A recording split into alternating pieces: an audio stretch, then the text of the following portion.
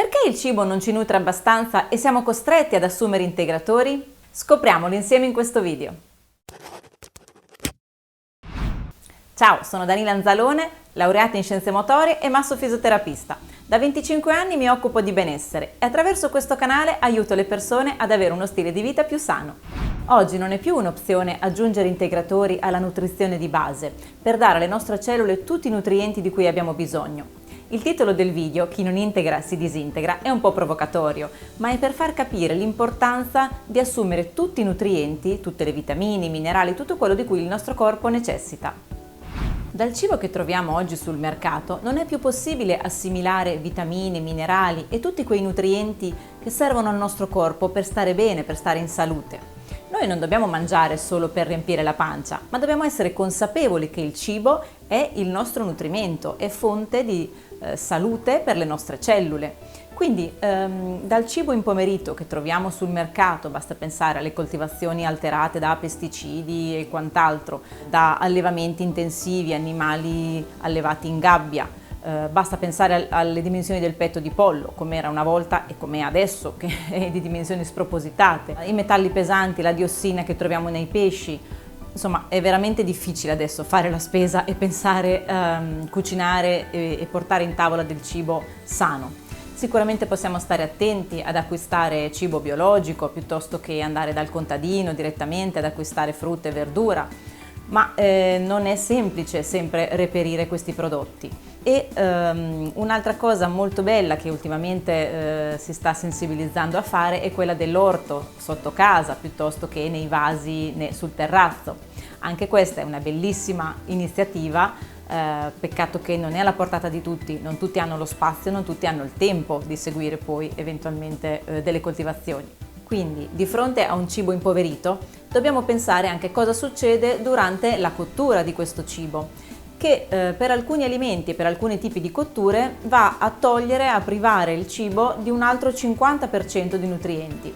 E poi entra in gioco la digestione, che toglie un'altra percentuale di nutrienti, quindi alle nostre cellule alla fine arriva una percentuale molto bassa di nutrimento. E questo ci fa pensare proprio il perché, il motivo, ci troviamo di fronte spesso a delle carenze nutrizionali, che sono alla base di numerose patologie.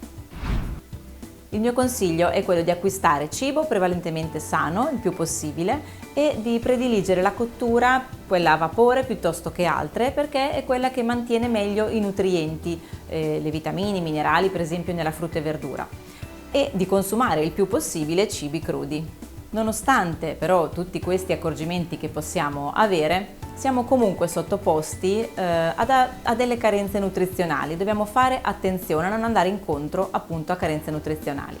Come possiamo fare per capire in che situazione siamo? Allora, sicuramente il metodo più scientifico e più sicuro è quello delle analisi del sangue. Quindi vi consiglio di rivolgervi al vostro medico e di chiedere spiegazioni, di chiedere a lui come poter procedere. Per esempio, una carenza di vitamina A potrebbe creare problemi a lungo termine, come per esempio il calo della vista, oppure un invecchiamento precoce della pelle, un indebolimento del sistema immunitario. Quindi sono tutti segni che il nostro corpo ci può dare.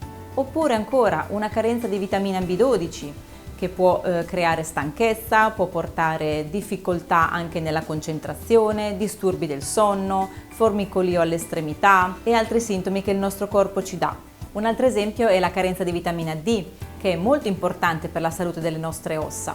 Quindi vi ho elencato un pochino queste carenze vitaminiche per farvi capire quanto è importante avere sotto controllo questa situazione, sapere di dare al corpo tutto quello di cui ha bisogno.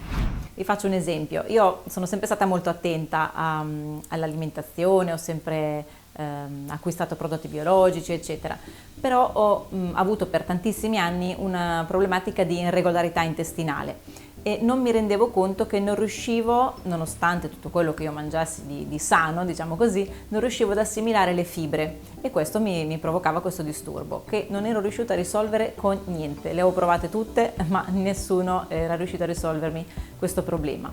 Poi, quando ho capito che mi mancavano le fibre, ho inserito nella mia dieta regolare un integratore di fibre, e questo ha fatto una grande differenza e mi ha risolto completamente il problema, e tutt'oggi mantengo, quindi non ho più avuto nessun tipo di disturbo. Quindi semplicemente a volte non ci rendiamo conto che il nostro corpo ha bisogno tutti i giorni di una certa quantità, una certa percentuale di vitamine piuttosto che minerali o altro, che sono proprio raccomandati dall'OMS, dall'Organizzazione Mondiale della Sanità.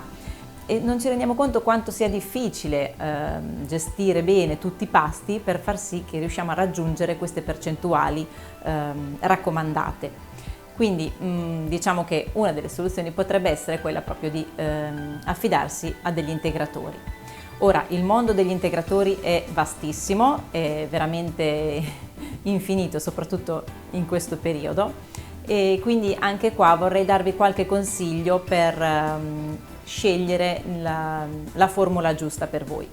Sul mercato si trova una vasta quantità di integratori, e dobbiamo sapere che la maggioranza degli integratori è a base sintetica. Cosa vuol dire? Che non è completamente naturale, e quindi se noi li assumiamo in modo costante possiamo andare a creare un affaticamento al nostro organismo, al fegato, ai reni per esempio. Infatti sull'etichetta di certi integratori c'è scritto proprio di fare dei cicli, di non prenderli a lungo, in modo protratto nel tempo, perché appunto possono dare questo problema di sovraccarico. Altri integratori, invece, una minima parte, è completamente a base naturale e sono anche trattati con l'acqua piuttosto che con l'alcol, come in altri casi, e quindi questo ci consente di assumerli con regolarità senza andare incontro a sovraccarico e a problematiche. Ovviamente vi consiglio di affidarvi a persone competenti, rivolgervi a uno specialista che possa darvi il giusto consiglio personalizzato per voi. Vi invito anche a prenotare una consulenza gratuita con me per fare una chiacchierata sul benessere in generale. Trovate il link in descrizione per prenotare la vostra consulenza gratuita. Se il video ti è piaciuto, lascia un like, iscriviti al canale e accendi la campanella delle notifiche per restare aggiornato sui miei contenuti. Ciao!